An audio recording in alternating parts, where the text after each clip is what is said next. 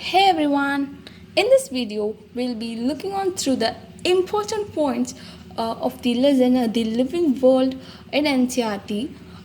Since this is the first and the basic lesson in our NEET biology syllabus, questions wouldn't be asked from the deep parts of this lesson. So the questions would be uh, from the supernatant part. So it's better if we go with the notes carrying the important points to be learned. First, let us start the living world. Twin characteristics of growth. First, increase in mass and increase in number of individuals are the twin characteristics of growth. And what are the characteristic features of a living organism? It is growth and reproduction. Defining feature, cellular organization, metabolism, and consciousness. The most obvious and technically complicated feature of all living organism. First one, ability to sense their environment, and second, physical or chemical or biological response to the environmental stimuli. Yes. Now the next, living organisms are capable of. So what are the capabilities of living organisms? They are self-replicating, evolving, self-regulating, interactive system capable of responding to the external stimuli. And in the next part, in 1.2, we'll be dealing with biodiversity. So biodiversity, 1.7 to 1.8 million species are found till now.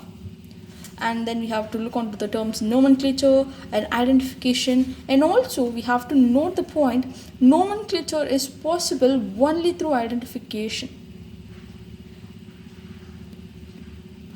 And that wording is a simplification of this para. Nomenclature is or naming is only possible when the organism is described correctly, and we know to what organism the name is attached to, and this is identification. So I have simplified this line as nomenclature is possible only through identification. What is identification? It is describing the organism correctly, identifying the organism. So fine. Then we have to know the aggregations of ICBN and ICZN. ICBN for plants and ICZN for animals. ICBN is international code for botanical nomenclature. ICZN, it is international code for zoological nomenclature. Then the next point, scientific names ensure first each organism has only one name. Second, description of any organism should enable the people to arrive at the same name. And such a name has not been used for any other organism. So we have to know why we use scientific names. So what does scientific names ensure? So these are the 3 points. So the next is nomenclature. So it has 2 components: generic name first, a specific epithet the second. So this is what we call as binomial nomenclature, which was given by Carolus Linnaeus. So now the rules for nomenclature: first one, it should be Latinized or derived from Latin, irrespective of the origin, and they are written in italics. So now the second, the first is the genus name, the generic name, and the second is a specific epithet. And third, they are handwritten. If they are handwritten, they are underlined separately, and if they are printed, it should be in italics. Why? Why should they be underlined separately when handwritten and printed in italics? It is to indicate their Latin origin. This is a very good point to be noted. And the fourth one, the first word of the genus should be capital, whereas the first word of specific epithet should be in smalls. It should not be in caps. So this is an example: Mangifera indica, Lin. So Lin gave the name, so his name is written at the last. So that is the word Lin indicates that this species was described first by Linnaeus. Fine. Yes. Now the second classification taxonomy, scientific term for categories is taxa. So the basic of taxonomic studies.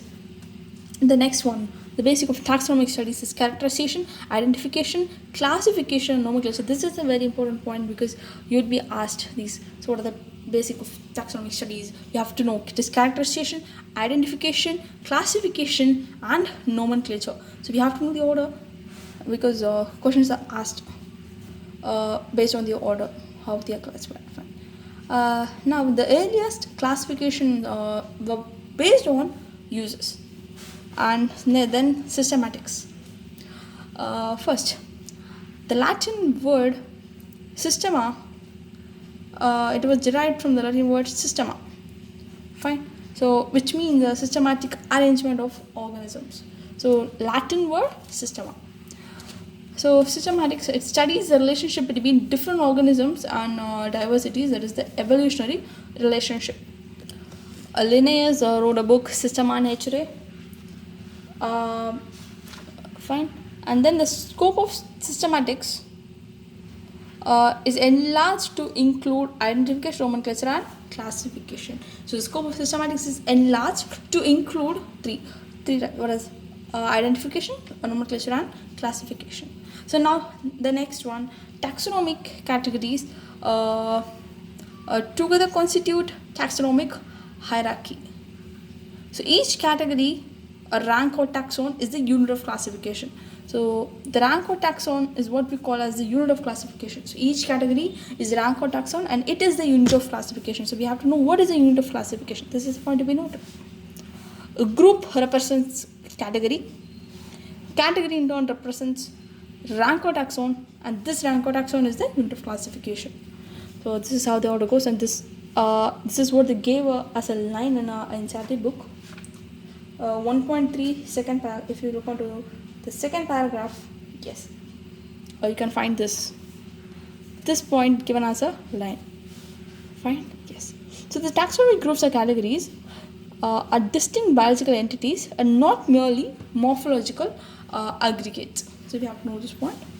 The basic requirement is the knowledge of characters of the organisms to identify their similarities or dissimilarities. So these are all given in our NCERT book. This line in page 9. The basic requirement is the knowledge of characters in an individual or group of organisms. What to placing an organism is in various categories. So the basic requirement for placing organisms in various categories is the knowledge of characters of the organisms. Yes, this is the line. So the basic requirement in placing organism in various categories is the knowledge of the characters of an individual or group of organisms. Yes, you can mark this paragraph. Fine. So first we'll go with species. A group of individual organisms with fundamental similarities. They are able to distinguish based on morphological differences. So the examples species like Mangifera indica, Solanum tuberosum, Solanum nigrum, Solanum melogena. So these are the species name. Indica, tuberosum, nigrum, melogena. Panthera, this Leopardum and Pardus. So this is the species name. So these are the different species belonging to a same genus. So we'll be coming to that next. And Homo sapiens, sapiens. So these are the species name. Fine. Now the genus, the group of related species, the same with fundamental similarities. Group of related species with fundamental similarities. This species is the lowest taxa and kingdom is the highest taxa, which will be mentioned in a line in NCERT in page 11. We will come to that next. Yes. So a genus Solanum and genus Panthera. So all these species belong to a common genus called Solanum. See, Tuberosum nigrum melogena belongs to a common genus Solanum, and also Panthera. Leopardus tigris belong to a common genus Panthera. So this is the example of genus, and then the family, group of related genera with fundamental similarities, the same. So families characterized on the basis of both vegetative and reproductive features. Example, family Solanaceae. So family Solanaceae consists of Solanum plus Petunia and Datura. You have to know this. This is a important question. We have to know this. Family Felidae consists of Panthera and Felis, of genus Panthera and Felis, and another family Canidae of dogs. Next one is the order. It is assemblage of families with a few similar characters. Order and other higher taxonomy categories identified based on aggregates of characters. So order and other higher taxonomy categories are identified based on aggregates of characters. Example: ordered polynomials is comprised of family Convolvulaceae and Solanaceae, and order Carnivora, Felidae, Canidae, and it goes on. Fine. Next, class consists of related orders. Order Primata, order Carnivora is equal to order Mammalia. So order Primata, Carnivora, and etc. It keeps going. Fine. And other orders constitute class Mammalia. Phylum in the case of animal, and division in the case of plant. We have to know this. And then kingdom, Plantae and Animalia. This is a very common point. Species, lower taxa, kingdom, higher taxa, and the common features keeps decreasing from species to kingdom. So in species you have more common features, whereas in a kingdom the common features keeps decreasing. Lower the taxa, more the characteristics the members within the taxa share. So you simply remember this point, and we can easily extract the other points from the single line. Higher category, greater the difficulty of determining relationship to other taxa at the same level. So higher the category, greater is the difficulty in determining the relationship to other taxa at the same level. So in order to remember this order, I have a mnemonics: kings, police, constables, ordered families to genuinely surrender. Kingdom, phylum or division, class, order, family, genus, and species. So you can follow this mnemonics to remember this easily, or you can have your own mnemonics. Now this table column is very very important. We have to know. So for man, the biological name is Homo sapiens, genus Homo, a family Hominidae. So in families they end with A, so we can remember this. An order Primata, class Mammalia, phylum or division is Chordata. Housefly Musca domestica, genus is Musca, family Musidae, order Diptera, class Insecta, phylum or division it's Arthropoda. Mango Mangifera indica, genus Mangifera. We know the genus, it's very easy. The first one is the genus. The family Anacardiaceae, and for wheat it will be Poaceae, Poales, and so Monocotyledone, Angiospermae. So we have to remember this. Just read all the names like Hominidae, Musidae, Anacardiaceae, and Poaceae, and we'll be able to easily identify. For mango it will be Anacardiaceae, Sapindicals, and that's how we go with it. Question from this table is for sure, so we have to memorize this table. Now the next is taxonomical aids. These studies require correct classification and identification of organisms. Identification involves intense laboratory and field studies.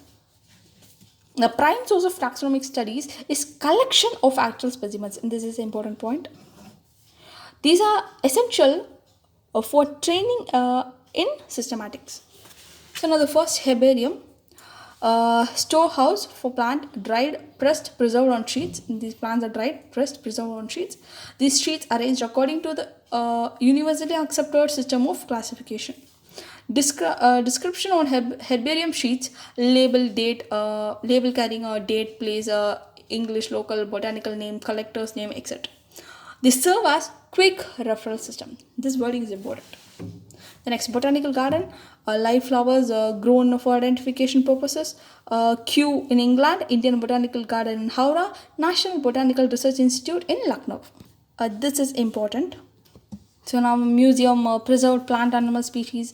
Insects, they are stored in insect box, collected, killed and penned. Large animals are stuffed and preserved. Then zoological parks, wild animals under human care. To learn about their food habitats and behavior, they provided competitions similar to the national habitat.